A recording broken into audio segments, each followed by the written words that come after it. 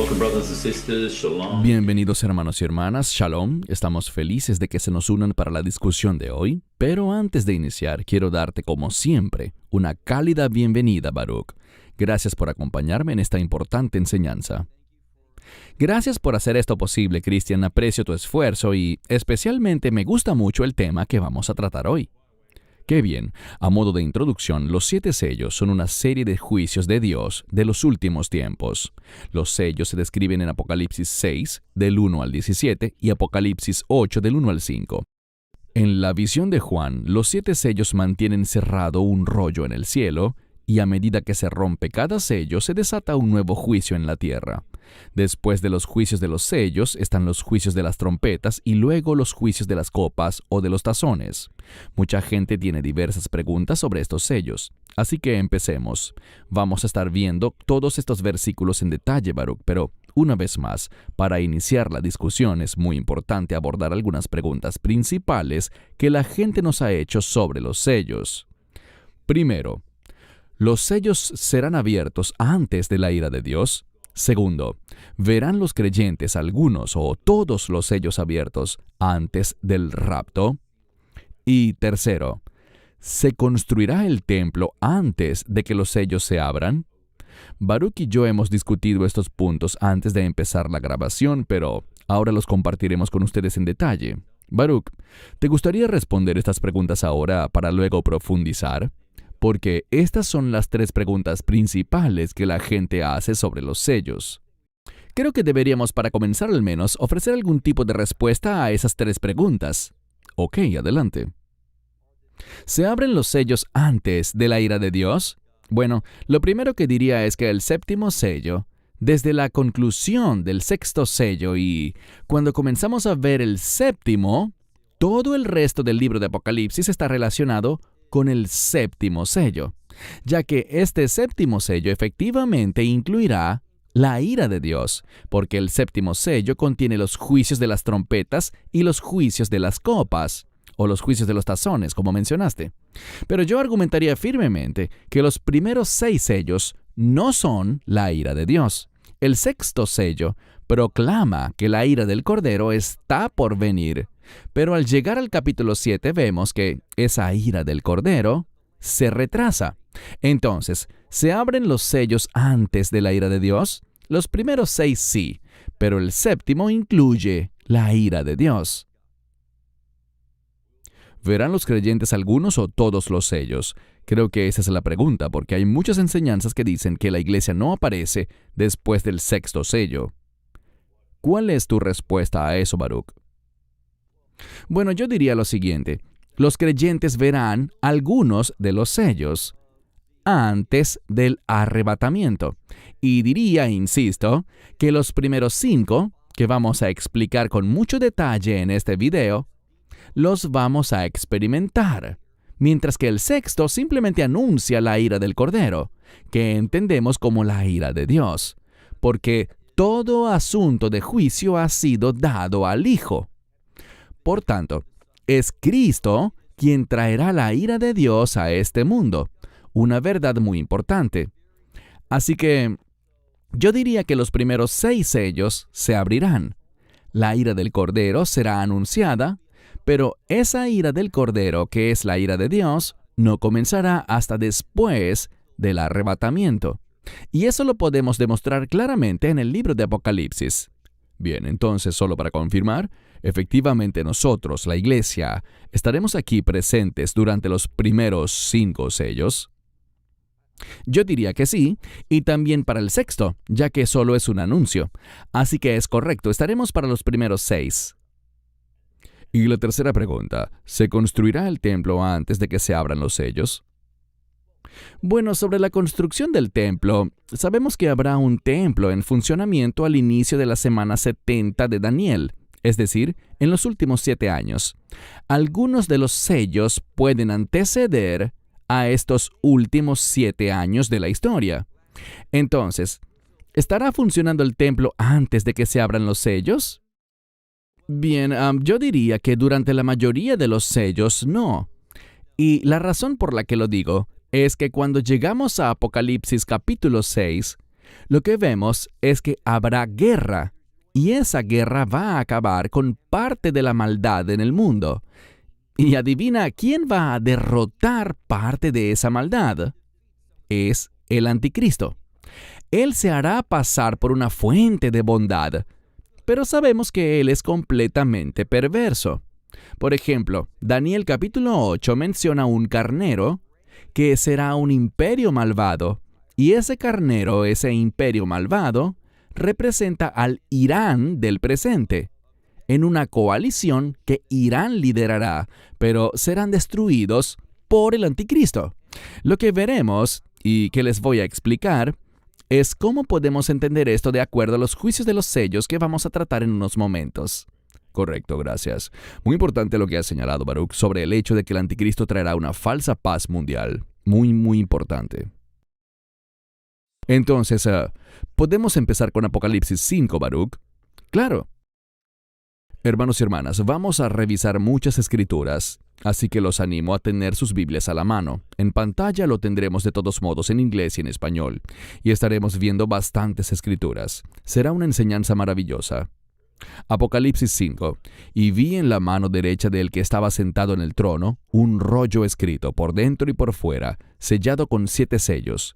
Entonces vi un ángel fuerte que proclamaba a gran voz: ¿Quién es digno de abrir el libro y desatar sus sellos? Y nadie, ni en el cielo ni en la tierra ni debajo de la tierra, podía abrir el libro ni mirarlo. Entonces lloré mucho. Por supuesto, es Juan quien hace este comentario. Porque nadie era encontrado digno de abrir y leer el rollo ni de mirarlo. Pero uno de los ancianos me dijo: No llores, he aquí, el león de la tribu de Judá, la raíz de David, ha vencido para abrir el libro y desatar sus 7 sellos. Tus comentarios, Baruch. Lo que esto nos dice es que el Mesías es soberano. Él es digno y Él está en control de los últimos días. Y eso debería darnos consuelo, porque algunas de estas cosas que van a suceder son muy negativas en el sentido de que son dolorosas. Van a traer gran sufrimiento al mundo. Dios no es la fuente de eso, pero Él permite que pase para sus propósitos. Y, de nuevo, seremos muy precisos al analizar esto, y mi esperanza es que seamos más precisos que la mayoría de los que tratan de explicar este tema. Es algo muy importante. Dios está al control. El Mesías abrirá esos sellos para demostrar que Él es soberano, que está al control y que nada de lo que ocurre sucede sin su aceptación. Eso no implica que Él apruebe esas cosas, pero Él permite que sucedan. Así es. Avancemos con el verso 6. Dice: Y miré, y he aquí, en medio del trono y de los 4 seres vivientes, y en medio de los ancianos, estaba un cordero como inmolado, que tenía 7 cuernos y 7 ojos, que son los 7 espíritus de Dios, enviados por toda la tierra.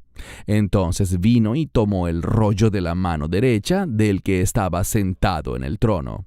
Y cuando tomó el rollo, los 4 seres vivientes y los 24 ancianos se postraron delante del Cordero, teniendo cada uno un arpa y copas de oro llenas de incienso, que son las oraciones de los santos, y cantaron un cántico nuevo diciendo...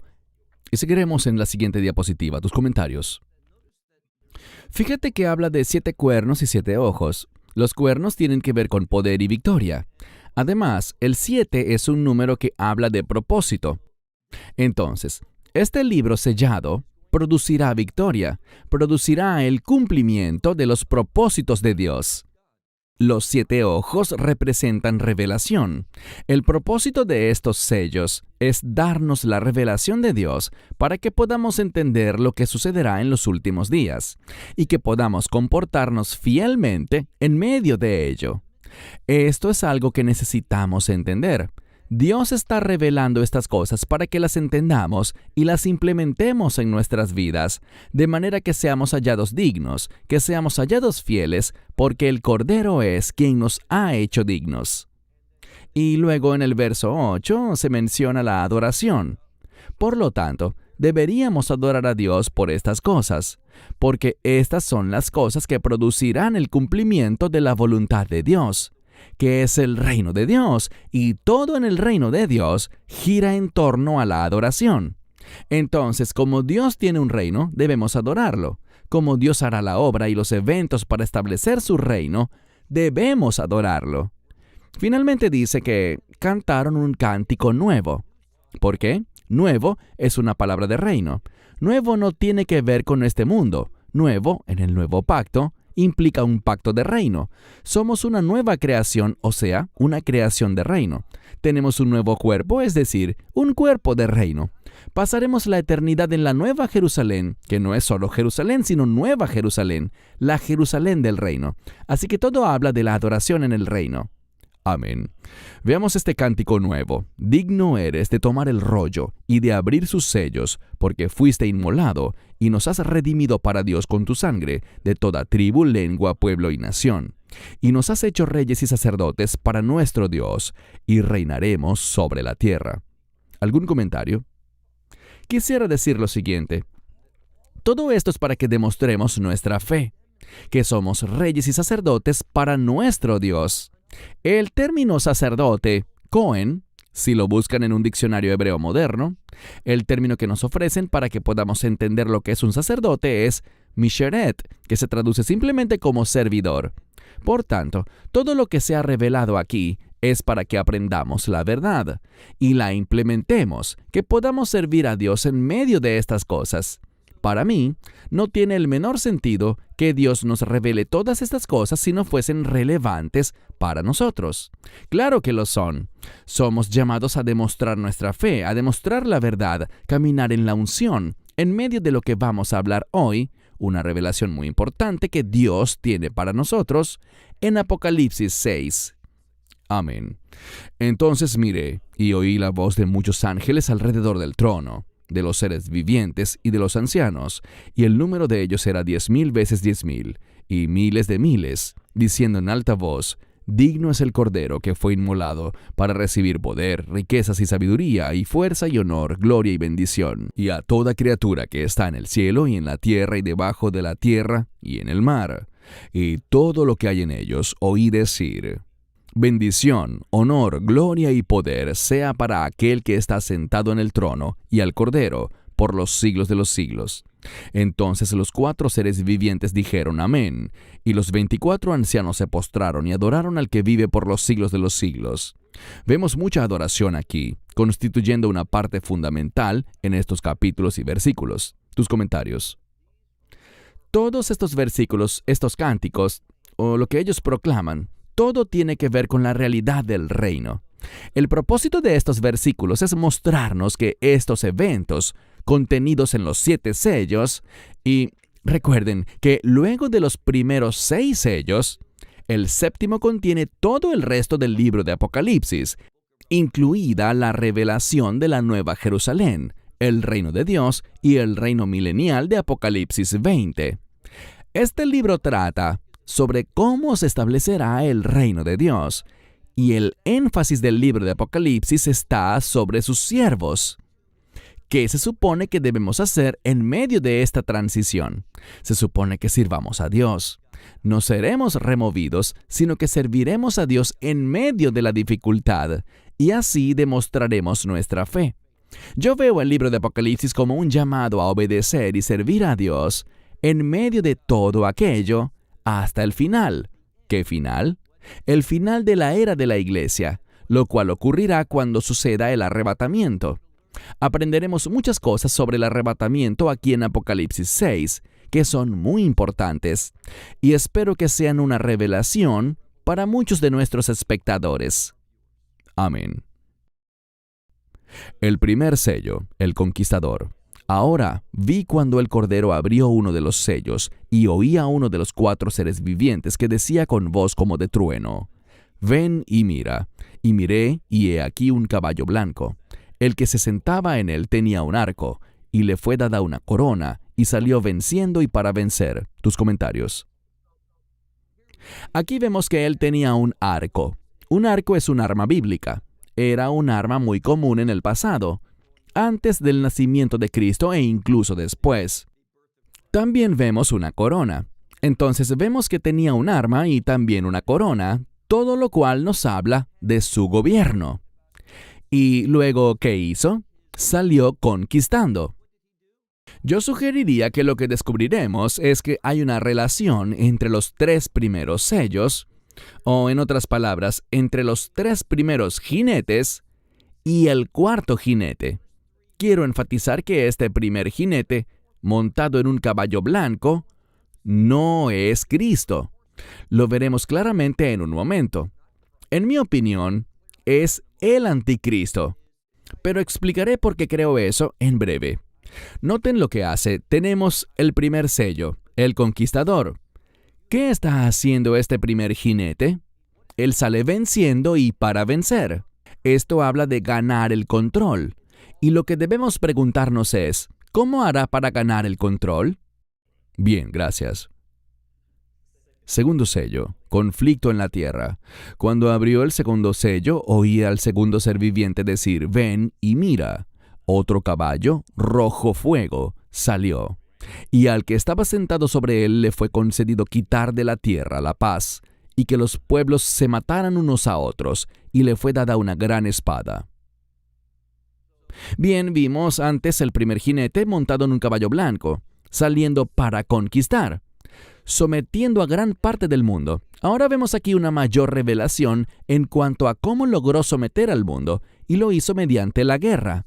Vemos que el segundo caballo es un caballo rojo como sangre. El rojo se asocia con la guerra. Leemos aquí que Él quita la paz de la tierra. ¿Eso nos suena a Cristo? ¿Eso nos suena a Dios? ¿Dios quiere la guerra? Claro que no. Por esto vemos que aquí también se refiere al enemigo. Él quita la paz de la tierra. ¿Y qué es lo que quiere? Que los hombres se maten entre sí. Noten lo que dice al final de este versículo. Y se le dio a él, recuerden esto porque será muy importante, una gran espada. Recuerden que el primer jinete salió a conquistar, el segundo hace la guerra, y lo hace con una gran espada. Debemos recordar todos estos detalles porque son claves importantes para ayudarnos a entender esta sección de la Escritura. Correcto, gracias. Tercer sello, escasez en la tierra. Cuando abrió el tercer sello, oí al tercer ser viviente decir, ven y mira. Entonces miré, y he aquí un caballo negro, y el que lo montaba tenía una balanza en la mano. Y oí una voz en medio de los 4 seres vivientes que decía, 1 litro de trigo por 1 denario, y 3 litros de cebada por 1 denario, y no dañes el aceite ni el vino. Aquí vemos al tercer jinete. ¿Y de qué color es su caballo? Negro. ¿Y qué vemos? Bueno, ya lo hemos hablado en un video anterior, pero lo repetiremos, que una de las cosas que el Mesías anunció es que habrá hambrunas. Una pregunta muy sencilla. Cuando hay una hambruna, ¿qué pasa con el precio de los alimentos? Noten lo que dice aquí. Observamos una balanza.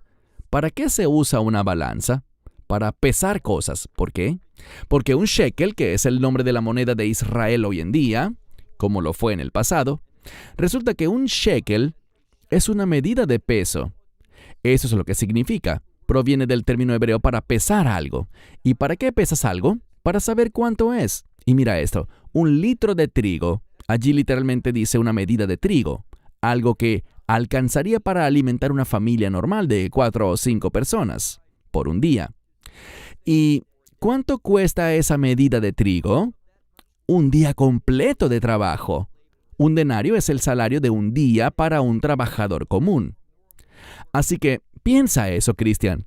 Tendrás que trabajar 1 día entero. Y en aquel entonces, eso significaba desde el amanecer, cerca de las 7 de la mañana, hasta el atardecer, por lo que hablamos de una jornada de 10 a 12 horas de trabajo, dependiendo de la época del año, para ganarte 1 denario. Con ese denario podrías comprar trigo, pero apenas para alimentar a tu familia por 1 día. ¿Cómo pagarán por todo lo demás que necesitan? Luego dice 3 litros de cebada, una mayor cantidad porque la cebada es más barata. Pero sigue siendo muy costoso, 1 día de salario. Así que mira esto. Los precios de los alimentos se disparan. ¿Por qué? Porque hay una hambruna. ¿Qué más surge con la hambruna? enfermedades. Vemos este caballo negro y existe lo que se llama la peste negra. El negro en la Biblia es sinónimo de muerte. Mucha gente morirá debido a esta escasez de alimentos y al alto costo de los alimentos. Y luego noten algo muy extraño. No dañes el aceite y el vino. El aceite es sinónimo del Espíritu. La unción no será afectada por esto. La unción será poderosa en medio de todo esto. ¿Y el vino? El vino significa alegría, desde una perspectiva bíblica. También amor, pero principalmente gozo.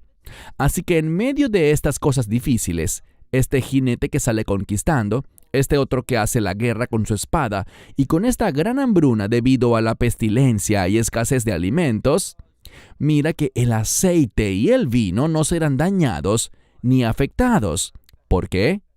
Porque en medio de todas estas dificultades, el Espíritu de Dios, su unción, seguirá operando en nosotros y tendremos gozo, porque nuestro gozo viene de Dios y no de las circunstancias. Amén. Cuarto sello. Muerte generalizada en la tierra. Cuando abrió el cuarto sello, oí la voz del cuarto ser viviente que decía, «Ven y mira». Entonces miré, y he aquí un caballo verde, y el nombre del que estaba sentado sobre él era Muerte, y el Hades lo seguía, y se les dio potestad sobre la cuarta parte de la tierra para matar con espada, con hambre, con mortandad y con las fieras de la tierra. Antes de darte la palabra, quiero recalcar que muchas versiones en español dicen en el verso 8 que es un caballo pálido o amarillento, pero el texto original dice verde. ¿Qué puedes comentar al respecto, Baruch? Bueno, gracias por hacer énfasis en este tema del color del caballo, que es verde. Si se fijan en la palabra griega que se usa, es la que describe a la sustancia que hace que las plantas, por ejemplo, tengan tallos y hojas verdes. Así que, si haces un buen estudio, no dice pálido, ni amarillo, ni amarillento, como dicen algunas Biblias, sino que es un caballo verde. Ese es su color. El verde es sinónimo de dolor, y te daré un ejemplo. Si lees Jeremías 37, encontrarás una pregunta. ¿Acaso los hombres dan a luz? Obviamente la respuesta es no, pero la pregunta es, si eso es verdad, entonces ¿por qué los hombres están doblados, con sus manos en los lomos, es decir, en su estómago, doblados de dolor? ¿Y de qué color es su rostro? Si haces un buen estudio, es la palabra yerok, escrita en una forma más larga, pero es la palabra yerok, que significa verde en hebreo. Así que el verde es sinónimo de dolor. Este cuarto jinete representa dolor y sufrimiento. El verde también puede significar adversidad, y por cierto, el nombre Satanás significa el adversario. Fíjense lo que dice aquí. Se les dio potestad. ¿A quiénes? No estamos hablando de un solo jinete, el del caballo verde, pero lo que les diría es esto. Esto habla de un conjunto de todos los jinetes de los que hablamos hasta ahora, el blanco, el rojo, el negro y ahora el verde. Dice que se les dio poder en plural y luego añade sobre la cuarta parte de la tierra. ¿Qué hizo el primer jinete? Salió para conquistar y, por cierto, la cuarta parte del planeta Tierra es la superficie terrestre. Él conquistó el mundo entero. Luego, ¿qué se le dio al segundo jinete? Se le dio una espada. Entonces tenemos el segundo jinete con una espada. ¿Y qué hay del tercero? El del caballo negro. Produjo una hambruna. Aquí leemos que el verde mata con hambre, que es sinónimo de hambruna, con mortandad, la mortandad es consecuencia también de la hambruna, y sabemos algo más, dice, y con las fieras de la tierra. Cuando hay hambrunas, los animales entran a las ciudades porque ellos también andan buscando comida, y comienzan a cazar y comerse lo que esté a su alcance, incluso a las personas. Todo esto encaja con lo que vemos en el cuarto jinete, porque este cuarto sello muestra la unión de los tres primeros. Y noten lo que dice sobre la identidad del jinete. Su nombre es Muerte. Eso no suena a Dios.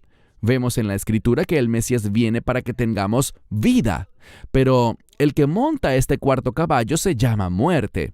Ese no es Dios, ese no es Cristo. Y dice que el Hades lo seguía. El Mesías va a salir del cielo y no del infierno. Debemos entender que este cuarto sello es muy importante porque informa al lector que los 3 primeros sellos pertenecen al enemigo, son del adversario, están relacionados con dolor y sufrimiento. Así que los 4 primeros sellos no tienen nada que ver con la ira de Dios ni con el juicio de Dios, sino con uno llamado muerte, conectado con el infierno o el Hades. Muy importante tenerlo claro.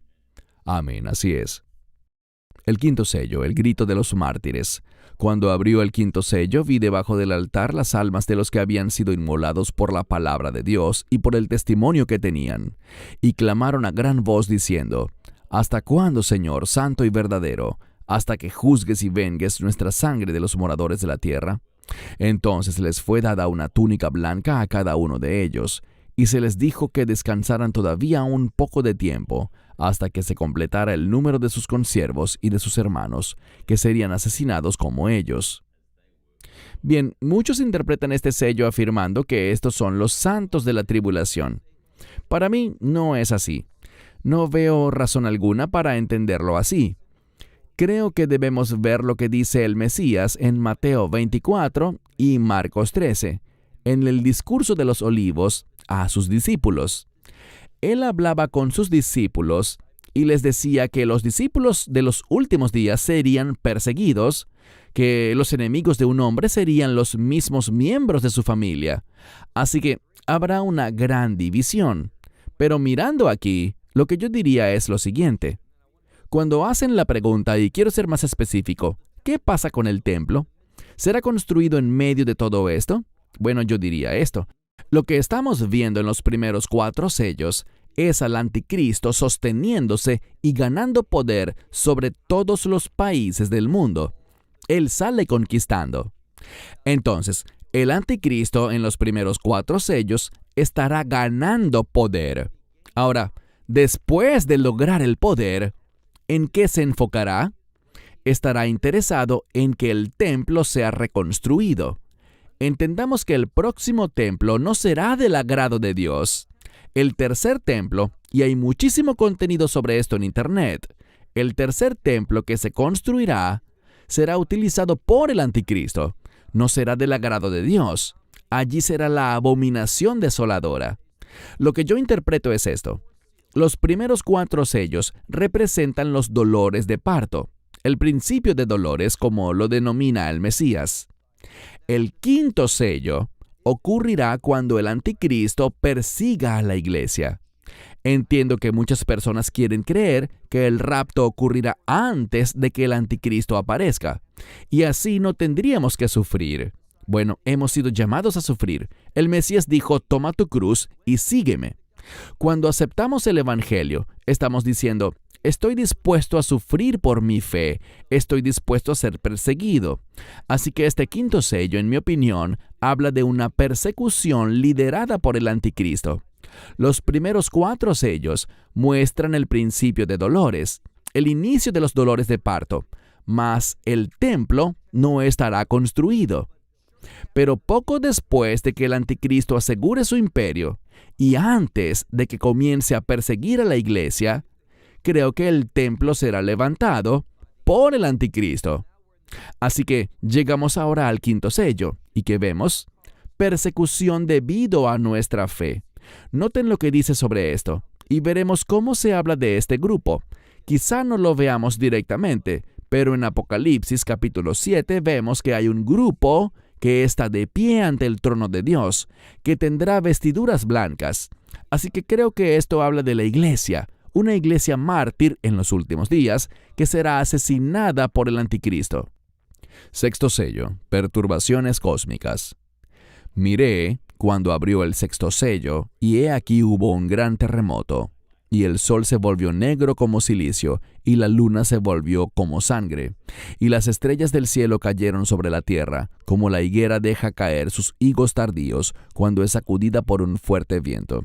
Entonces el cielo retrocedió como un pergamino que se enrolla, y todo monte, toda isla fueron movidos de su lugar, y los reyes de la tierra, los grandes y los ricos, los capitanes, los valientes, todo esclavo y todo libre, Se escondieron en las cuevas y entre las peñas de los montes. Y dijeron a las montañas y las rocas, caed sobre nosotros y escondednos del rostro de aquel que está sentado en el trono y de la ira del Cordero, porque ha llegado el gran día de su ira. ¿Y quién podrá sostenerse en pie? Antes de darte la palabra, Baruch, este es un pasaje tan importante. Quiero destacar que debemos tener cuidado con sujetos como Jonathan Cahn y otros semejantes que andan hablando constantemente de supuestas lunas de sangre. Esto es algo que no veremos sino hasta el sexto sello.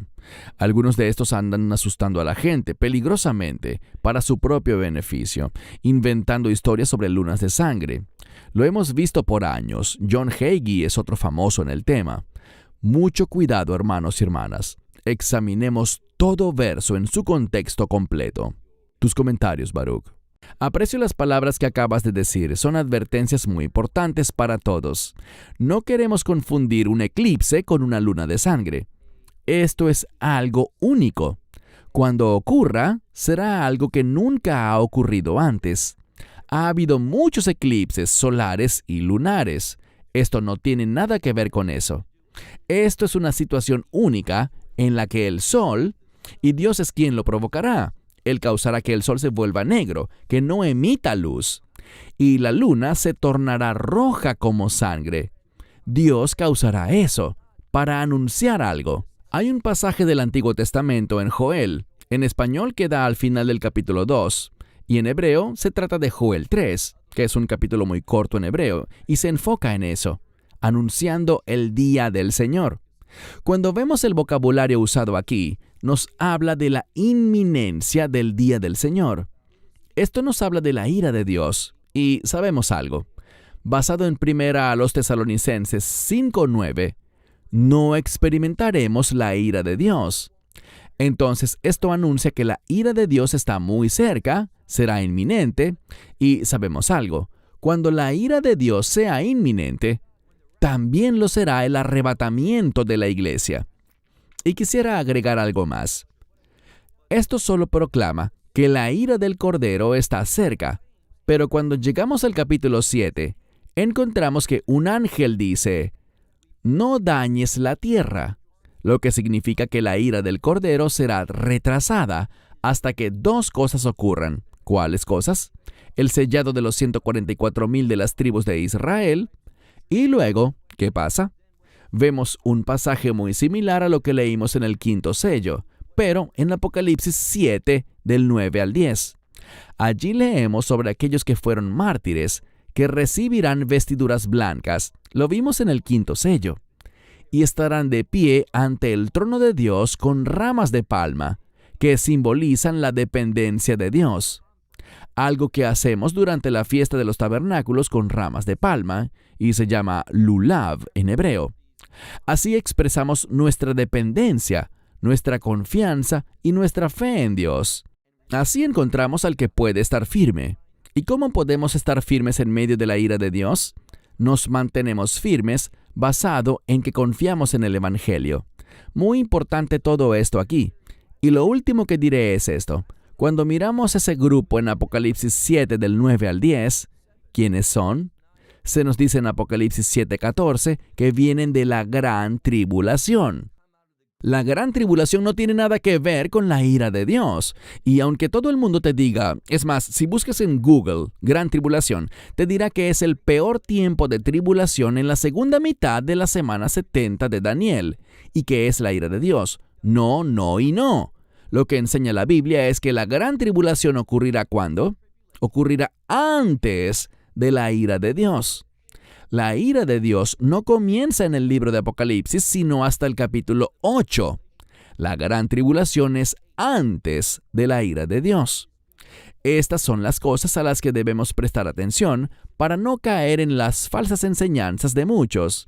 Y no estoy diciendo que sean falsos maestros, creo que están siendo sinceros, creo que aman al Señor y que están comprometidos con sus creencias, pero no están basando realmente sus creencias en las Escrituras. Amén, pero en algo no estoy de acuerdo, Baruch, y es que para mí muchos de los que andan predicando falsedades son realmente falsos maestros, que buscan sembrar miedo entre la gente para vender sus libros, mercancías y demás. Sí habrán algunos que realmente aman al Señor y son sinceros en lo que proclaman, pero sujetos como John Hagee y Jonathan Cahn, al igual que muchos otros, lo que andan es engañando gente. Bueno, eso que dices es verdad. Todo el que anda sacando provecho financiero de estos temas son ciertamente falsos maestros y su corazón está en el lugar incorrecto. Pero también creo que hay muchos que enseñan el rapto pretribulación que son verdaderos creyentes. Pero ciertamente respaldo todo lo que denuncias sobre estos otros sujetos. Muy bien. Los sellados de Israel. Después de estas cosas vi 4 ángeles que estaban en pie en los 4 ángulos de la tierra, deteniendo los 4 vientos de la tierra, para que no soplara viento sobre la tierra, ni sobre el mar, ni sobre ningún árbol. Entonces vi otro ángel que subía del oriente, teniendo el sello del Dios vivo, y clamó a gran voz a los 4 ángeles a quienes se les había concedido dañar la tierra y el mar, diciendo: No hagáis daño a la tierra, ni al mar, ni a los árboles, hasta que hayamos sellado a los siervos de nuestro Dios en sus frentes. Y oí el número de los sellados. Fueron sellados 144,000 de todas las tribus de los hijos de Israel. Bueno, lo que vemos claramente aquí es que la ira de Dios se ha retrasado, como ya señalamos, como lo dije anteriormente. Así que no hay manera de decir que hasta este punto la ira de Dios ya ha ocurrido, porque no ha sucedido. Y vemos que 2 cosas deben suceder antes de la ira de Dios. Israel será sellado. Noten que dice aquí en el versículo 2 que vi a otro ángel que subía del oriente. El oriente se relaciona con el juicio de Dios. Entonces, están siendo sellados estos 144,000 de las 12 tribus de Israel. Están siendo sellados porque no son creyentes. ¿Y qué pasará con ellos? Se quedarán en este mundo durante la ira de Dios. Por eso están siendo sellados. Y este número 144,000 es un número de reino. Vemos que el número 12 domina todo en la Nueva Jerusalén. 12 puertas, 12 cimientos. Vemos que hay 24 ancianos que son 12 más 12. La altura de la ciudad de la Nueva Jerusalén tiene 144 codos, 12 por 12. Y sabemos que la longitud, la anchura y la altura de la Nueva Jerusalén será de 12,000 por 12,000 por 12,000. Por todas partes el número 12 está presente en el reino de Dios. Es un número de reino. Y en mi opinión, estos 144,000 no son más que el remanente de Israel que será salvo al final de la semana 70 de Daniel, cuando Cristo regrese y salve a ese remanente de Israel. Amén. Séptimo sello. Preludio a las 7 trompetas. Cuando abrió el séptimo sello, se hizo silencio en el cielo como por media hora, y vi a los 7 ángeles que estaban de pie delante de Dios, y les fueron dadas 7 trompetas. Entonces vino otro ángel teniendo un incensario de oro, y se puso junto al altar. Le dieron mucho incienso para que lo ofreciera con las oraciones de todos los santos sobre el altar de oro que estaba delante del trono. Y de la mano del ángel el humo del incienso con las oraciones de los santos subió delante de Dios. Entonces el ángel tomó el incensario, lo llenó con el fuego del altar y lo arrojó a la tierra. Y hubo ruidos, truenos, relámpagos y un terremoto. Entonces los 7 ángeles que tenían las 7 trompetas se prepararon para tocarlas. Tus comentarios, Baruch. El séptimo sello contiene todo lo que resta del libro de Apocalipsis. Todo está en este sello. Y vemos que comienza con una clara referencia a la ira de Dios. Así que el séptimo sello contiene el derramamiento de la ira de Dios. Eso es lo que vemos aquí. Si miramos el verso 5, el ángel tomó el incensario, lo llenó con fuego del altar, lo arrojó a la tierra y hubo ruidos, truenos, relámpagos y terremotos. Todo esto es una referencia al cambio que Dios traerá mediante su ira. ¿Cuál es el propósito del juicio de Dios? El juicio de Dios caerá para purificar la tierra, para cambiar la tierra y para establecer el orden de Dios en el mundo. Por esto vemos que en el séptimo sello están las 7 trompetas. Las 7 trompetas comienzan con la ira de Dios. Después de eso están las 7 copas que completan la ira de Dios. Entonces, no es hasta que llegamos a las 7 trompetas que están en el séptimo sello y las 7 copas que también están en el séptimo sello que encontramos el derramamiento de la ira de Dios. Amén. Esto que ven ahora es un resumen. Caballo blanco, caballo rojo, caballo negro y luego un caballo pálido que realmente debería ser verde. Y todo lo demás. Antes de darte la palabra, Baruch, para tu conclusión, creo que esta ha sido una gran enseñanza. Podríamos pasar mucho más tiempo en ello, y creo que merece la pena hacerlo. Les animamos, hermanos y hermanas, a revisar todas las escrituras que acabamos de compartir. Baruch, muchas personas me han escrito, manifestando curiosidad sobre los 7 sellos, las 7 trompetas y las 7 copas. Antes de hacerte la siguiente pregunta, y no quiero ponerte en aprietos, pero como ambos coincidimos en que nunca fijamos fechas, y ya hemos discutido esto en otros videos anteriores, nunca damos fechas, pero lo que sí hacemos es observar la convergencia de sucesos que está ocurriendo en el mundo y las señales que están entre nosotros. En tu opinión, ¿crees que el anticristo está vivo hoy en la tierra? No lo sé, pero creo que el espíritu del anticristo está muy presente en la tierra hoy en día. Y creo que cuando observamos lo que está sucediendo en el mundo actual, no me sorprendería en lo absoluto si él ya estuviera aquí. No conozco su identidad.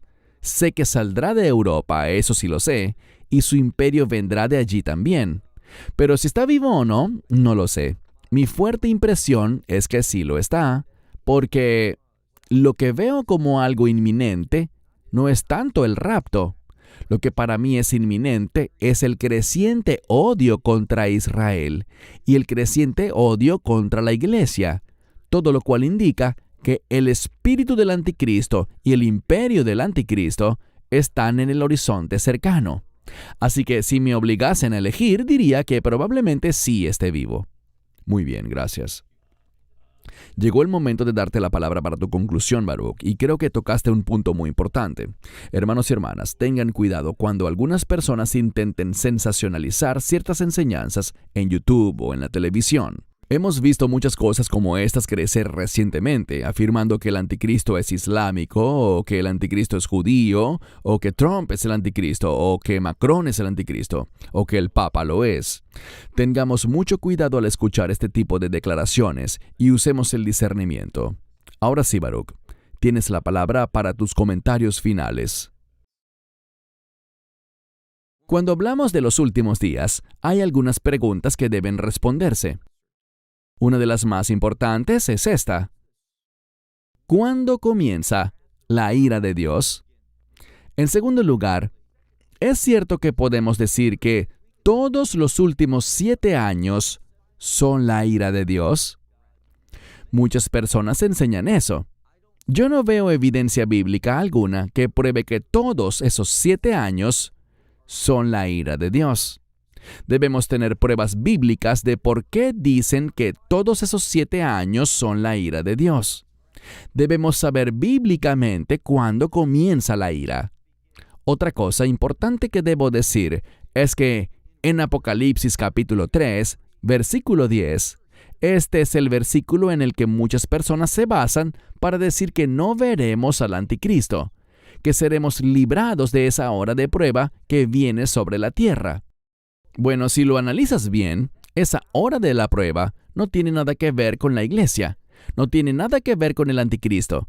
Esa hora de la prueba está viniendo sobre aquellos que habitan en la tierra, y aquellos que habitan en la tierra son los enemigos de Dios. No estamos hablando de personas que simplemente están vivas. Esa expresión de habitar en la tierra se refiere a aquellos cuyos nombres no han sido escritos en el libro de la vida del Cordero.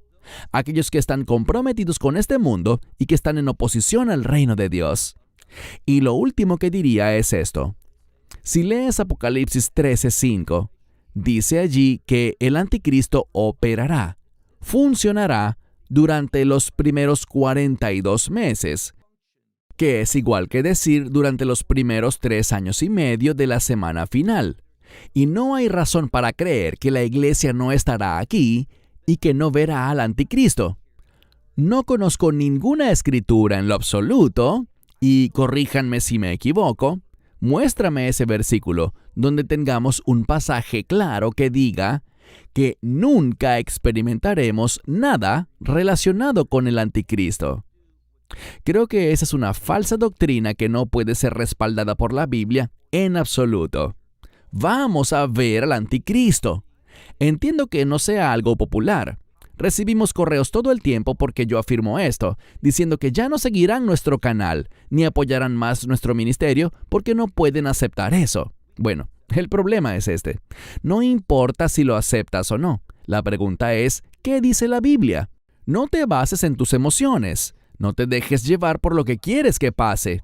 Mira la Escritura. Forma tu escatología, que son tus creencias sobre los últimos días, basándote en las enseñanzas claras de la Biblia, y no solo en lo que escuchas y te agrada de otras personas. No somos llamados a cosquillear los oídos de la gente, somos llamados a ser fieles a la Escritura. Así que espero que mires este video y si hay cosas con las que no estás de acuerdo y tienes pruebas bíblicas, envíanoslas. Pero no digas simplemente, bueno, creo que estas cosas en los juicios de los sellos son realmente malas y creo que eso debe ser la ira de Dios, porque no es así. Estudia para mostrarte aprobado. No te apoyes en tu propio entendimiento. Confía en la perfecta palabra de Dios. Amén, Baruch. Definitivamente no es algo popular, porque desafortunadamente muchos prefieren creer enseñanzas como que, por ejemplo, esa que dice que viene un gran avivamiento sobre toda la tierra. Nada me daría más placer y alegría que eso, pero la Escritura nos dice todo lo contrario. Habrá una gran apostasía y tiempos muy pero muy difíciles por venir.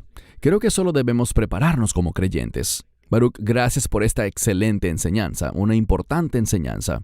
Oramos, hermanos y hermanas, que esto les haya bendecido.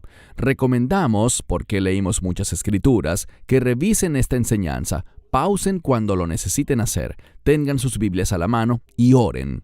Antes de comenzar a escuchar esta enseñanza de Baruch, pidan discernimiento, sabiduría y guía al Espíritu Santo. No hay mejor maestro que el Espíritu Santo. Gracias, Baruch. Aprecio tu tiempo. Te agradezco por ello. Hermanos y hermanas, gracias por acompañarnos. Que el Señor les bendiga a todos y esperamos verles en una futura discusión. Shalom y bendiciones. Esperamos que te hayas edificado con el mensaje de hoy y lo compartas con otros. Te invitamos a seguir nuestros estudios cada semana por este canal y por el portal de YouTube de Amarás a Israel. También puedes descargar nuestra aplicación móvil gratuita, Mi Estudio Bíblico. Finalmente, para obtener más información sobre nosotros, visita nuestra web amarasaisrael.org, donde encontrarás otras conferencias de Baruch en audio, video y texto. Hasta el próximo programa. Que el Señor te bendiga en Yeshua HaMashiach, Jesús el Mesías, mientras caminas con Él. Shalom desde Israel.